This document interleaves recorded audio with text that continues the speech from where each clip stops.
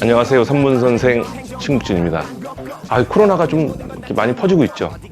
개인 위생관리 잘 하셔서 보리야 건강하게 낚시했으면 좋겠고, 마스크 착용 제대로 해서 보리야 예, 마스크 착용 잘 했어서 빨리 종식이 됐으면 좋겠습니다. 절로 가 빨리 종식이 됐으면 좋겠습니다. 제가 일요일 날 그저께 비흥항 갔다 왔어요. 군산에 있는 농어 외수질 촬영하러 다녀왔는데, 아이구야 마리수가 그냥 한 번 촬영을 해서 2편을 뽑고 남을 정도로 마리수가 나왔어요. 근데 그렇게 하면 이제 퀄리티가 좀 떨어질 것 같아 가지고 그냥 한 편으로 하기로 결정을 했습니다. 농어 외수질 낚시는 5월달 6월달에 하는 봄철 낚시가 있고, 또 지금처럼 10월 11월 12월에 하는 가을철 낚시가 있는데, 봄철에는 사이즈가 좋아요. 사이즈가 그냥 80, 90m 넘는 거, 이런 거 그냥 디글디글한 거 있잖아요. 그런 거 나오고, 가을철에는 뭐 60, 70, 그저께는 80짜리까지 나왔어요. 80 이상 되는 거. 그런 것들이 마리수로 나오네. 마리수로. 저 진짜 많이 했어요. 다른 분들도 많이 했고 진짜 잘 나오더라고요. 이건 조금 지금 사진 좀 보여드릴게요. 진짜 재밌고 진짜 즐거웠고, 배 전체가 축제하는 분위기였어요. 처음 오신 분들도 많은데 다 잘 낚으시더라고요. 그래서 제가 오늘 가을철 농어 낚시에서 말씀을 드릴 텐데, 사실은 그렇게 어렵진 않아요. 굉장히 할만해요. 하기 쉬워요 라고 말할 정도로 할만해요. 그러니까 오늘 좀 잘 들으셔서 즐거운 낚시 해보셨으면 좋겠고, 제가 오늘 장비, 채비에 대해서 말씀을 드릴 거고, 드랙 조정 좀 중요하니까 그거 좀 말씀드릴 거고, 릴링하는 방법, 그 다음에 맨 마지막 4번째는 낚시하는 방법을 말씀드릴 텐데, 그 전에 농어 낚시는 가서 제일 중요한 게 하나, 선장님 말을 잘 들어야 된다. 우리가 낚시하면서 바닥 지형을 못 보죠. 근데 선장님은 바닥 지형을 볼 수 있는 게 있잖아요. 그걸 보고, 바다가 항상 편편하지 않으니까 바다에는 산도 있고 골도 있고 이렇단 말이에요. 선장님 이런 말 할 거예요. 가면 딱 가보시면, 가보신 분들 알죠. 바닥 짚고 2바퀴 감으세요. 또 좀 있다가 뭐 그냥 갈 수도 있지만 뭐 3바퀴 감으세요. 다시 바닥 짚고 4바퀴 감으세요. 이런 말씀을 하신단 말이에요. 이 말은 정확하게 지켜줘야 돼요. 3바퀴 감으라는데 1바퀴 반만 감고 2바퀴 감으라는데 1바퀴만 감고, 이러면 이건 낚시를 좀 할 줄 아는 사람들이 그렇게 하는데, 그러면 안 돼요. 선생님 누군지는 모르겠어요. 그렇게 하면 본인만 못 낚는 게 아니고 그 옆에 있는 사람한테도 민폐예요. 바닥 긁으면 그런 소리 때문에 농어가 오다가 도망가죠. 그러니까 선장님 말을 잘 듣고 팀워크로 하는 낚시가 농어 낚시고, 지금부터 좀 얘기를 구분져서 할게요. 와, 진짜 마리수 진짜 장난 아니었어요. 그러면 먼저 장비하고 채비를 설명을 드릴게요. 장비, 낚싯대. 농어 낚싯대는 전체적으로 휘는 낚싯대를 레귤러대라고 얘기했죠. 레귤러대 액션인데, 전체적으로 훅 휘면 안 되는 거죠. 그러니까 전체적으로 허림이 강하면서 휘는 낚싯대, 미듬 정도 액션. 미듬 정도 액션이라고 하면 좀 어렵나? 예, 그러니까 많이 휘는 낚시가 아니고 전체적으로 휘는데 빳빳한 이 정도 액션의 낚싯대가 좋아요. 그렇다고 뭐 헤비대, 딱딱한 데를 쓰면 안 좋고, 전체적으로 휘는 낚싯대, 많이 휘는 낚싯대 말고 딱 휘었을 때 어느 정도, 그 정도가 좋고요. 저는 뭐 그냥 낚싯대 아피스 오스카 라이트 지깅대 뭐 수년째 지금 사용하고 있는데 너무 좋아요. 메다도 나오고 뭐 60, 70, 80 요번에 촬영할 때도 쭉 썼는데 너무 좋습니다. 아피스 오스카 라이트 지깅대 굉장히 추천드리고, 다른 낚싯대 쓰셔도 되고, 광어 다운샷 하셨으면 그 낚싯대 써도 되고요. 그 다음에 내만권 전동릴 쓰는 거 말고 베이트를 그냥 쓰는 거, 내만권 우럭 낚시 가서 쓸 때 그 낚싯대 액션 그거 그대로 쓰셔도 돼요. 이게 없으면 하나 장만하세요. 어디서? 네이버에서 검색하세요. 어디가 캠낙 하시면 오스카 라이트 지깅 때 구입하실 수 있습니다. 그럼 이제 릴은 문어는 뭐 7kg 이상, 8kg 이상 드랙력을 갖춘 거를 쓰라 그랬잖아요. 이거는 그렇지 않아요. 4kg, 5kg 정도 되는 뭐 베이트릴, 그러니까 쭈꾸미 하던 베이트릴 그대로 쓰셔도 되는데, 여기서 중요한 게 있어요. 원줄을 어떤 분은 뭐 농어가 크니까 뭐 80, 70, 60, 70, 80도 크죠. 가끔 메다도 나오니까 뭐 3호줄 감으시는데 그런 거 안 됩니다. 1호줄 정이 못 믿겠다 그러면 1.25줄. 제가 뒤쪽에서 낚시하는 방법에 대해서 말씀드릴 때 말씀을 드릴 거지만 드랙 조정 중요하다 그랬잖아요. 1호줄이 약하지 않냐, 드랙 조정으로 커버가 되니까 1호줄, 그것도 아니면 못 믿겠다 그러면 최대한 1.25줄. 그것도 마음에 안 든다 그러면 1.5줄까지는 괜찮은데 안 넘어갔으면 좋겠어요. 그렇게 쓰시면 되고, 농어 바늘은 농어 한 20호? 22호? 뭐 상관없어요. 20호가 좋겠다. 20호 정도. 가지줄 길이가 중요한데, 기둥줄에 묶는 가지줄 바늘을 쓰는 거예요. 가지줄 길이가 기둥줄 먼저 말씀드릴게요. 농어 채비. 농어 채비는 자작할 생각을 절대 하시지 말고, 저도 사서 쓰니까 그냥 사서 쓰세요. 얼마 안 해요. 사서 쓰면 딱 뽑아 보면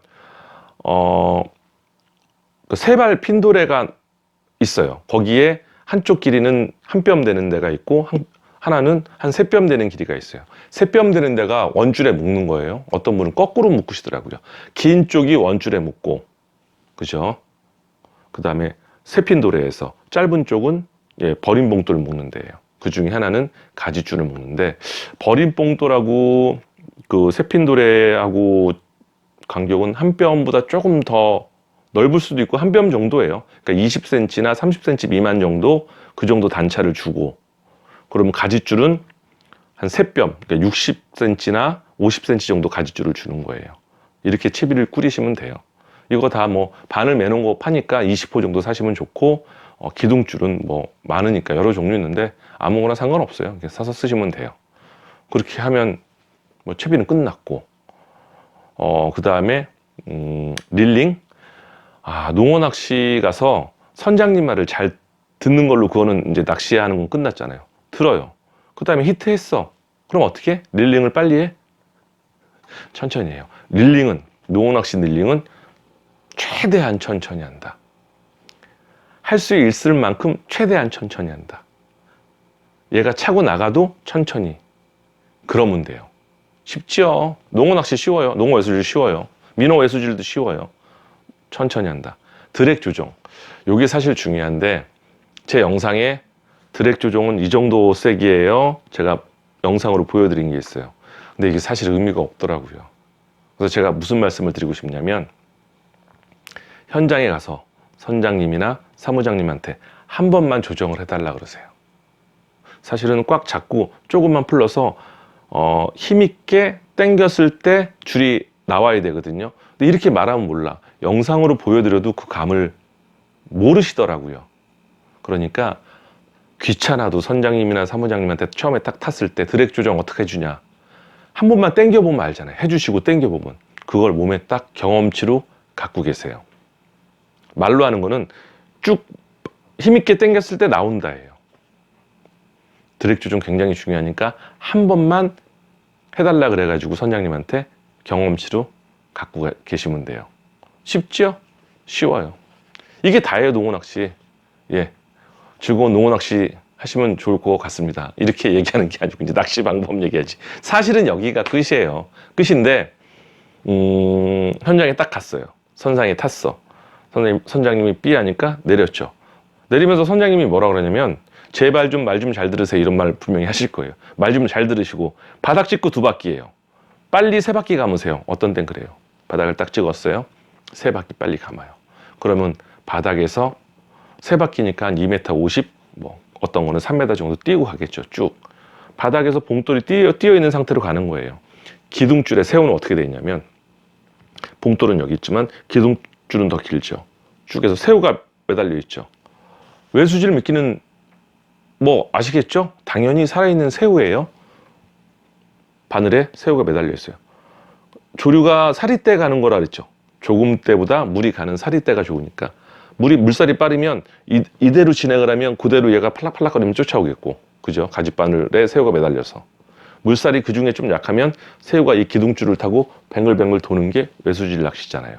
그러면 얘가 딸려오거나 팔락거리면서 바늘 막 새우가 이런단 말이에요. 이렇게 하면서. 그럼 그걸 보고 농어 와서 때리는 거예요. 기둥줄 있으면 돌 때도 있고, 물살이 빠르면 가지줄이 있으니까 쫓아와요. 그걸 보고 때리는 거예요. 그러니까 2바퀴 감어, 3바퀴 감어를 꼭 지켜주세요. 3바퀴 감았어요. 그대로 들고 가는 거예요. 좀 이따가 선장님이 2바퀴 더 감으세요. 감으세요. 바다는 여기 평평한 게 아니고 골도 있고 산도, 여도 있단 말이에요. 그러면 산을 타고 넘어야 되니까 3m짜리는 분명히 3바퀴나 4바퀴 감으라 그럴 거예요. 감아주세요. 그대로 들고 가요. 그게 다예요. 근데 여기에서 입질이 어떻게 오냐. 농어 입질이 있어요. 농어 낚시할 때 가을철에는 놀래미가 지금 사실은 금어기예요. 잡으시면 안 되는데 잡아도 낚아도 바로 놔주셔야 돼요. 놀래미 입질은 얘가 까불어요. 입질 자체가 후두두둑 막 이래요. 놀래미는. 근데 농어 입질은 정확합니다. 툭 아니면 툭툭 툭, 이게 끝이에요. 아니면 한 방에 가져가거나 툭 하고 물고 있는 경우도 있어요. 그때는 살짝 들었다 다시 그러니까 이게 많이 움직이지 않게 살짝만 들었다 놓으면 무게감 실리면 들고 감는다예요. 농어 입질은 툭, 툭툭, 이거 정확합니다. 농어 입질은 후두둑, 어두두두두 하는 입질 아니에요. 요번에 갔을 때 옆에 분이 낚시 좀 하신 분 같은데 하도 바닥을 막 긁으시길래 봤어요. 선장님이 4바퀴 감으는데 세상에 2바퀴 감고, 그 다음번에는 또 많이 감아주면 좋은데 3바퀴 감으는데 또 1바퀴만 감으니까 봉돌이 바닥에 긁히겠죠. 줄은 긁어서 바닥이 걸려가지고 줄이 더 날려 있더라고요. 근데 농어 입질이라는 거야. 바닥이에요. 농어는 바닥을 긁고 가는 게 아니고 바닥에서 봉돌을 띄우고 가는 게 농어 낚시니까 선장님 말을 바퀴 수를 핸들 감는 수를 꼭 정확하게 지켜주고, 그 다음에 농어 입질은 어떻게 한다? 툭툭 딱 끊어지는 입질은 농어 입질이다. 기다리고 있어요. 그러면 입질 오다가 한 방에 퍽 가져가면 이제 입질 알았고, 여기서 챔질. 농어는 챔질이 없습니다. 챔질을 하시면 안 돼요. 근데 어떻게 하냐? 왔어요. 얘가 휙 가져가면 그 자체에서 벌써 입걸림이 된 거야. 후킹이 된 거예요. 근데 한번 하늘로 들어주는 거죠. 지그시 못 뽑듯이 이렇게 쭉 들어준다. 그리고 릴링하면서 내려온다. 어렵지 않죠? 입질은 어떻게? 툭 끊어지면서 온다. 그러면 쭉 못 뽑듯이 들어요. 하늘을 들고 감으면서 내려와서 중간쯤에서부터 계속 그대로 들고 감는다죠. 딱 히트 됐다고 입질이 왔다고 챔질을 확 한다? 툭 한다? 현장에 진짜 이런 분들이 굉장히 많아요. 챔질 하지 마세요. 농어 낚시는 농어 외수질은 없다고 보시면 돼요. 진짜 입질 온다고 툭 온다고 툭 이렇게 하는 사람이 있어요. 하면 안 돼. 그러면 올리면 새우가 없거나 새우가 막 잘려 먹었거나 그러실 거예요. 안 그래도 새우가 끊어 먹는 경우도 있고 새우가 없어지는 경우도 있어요.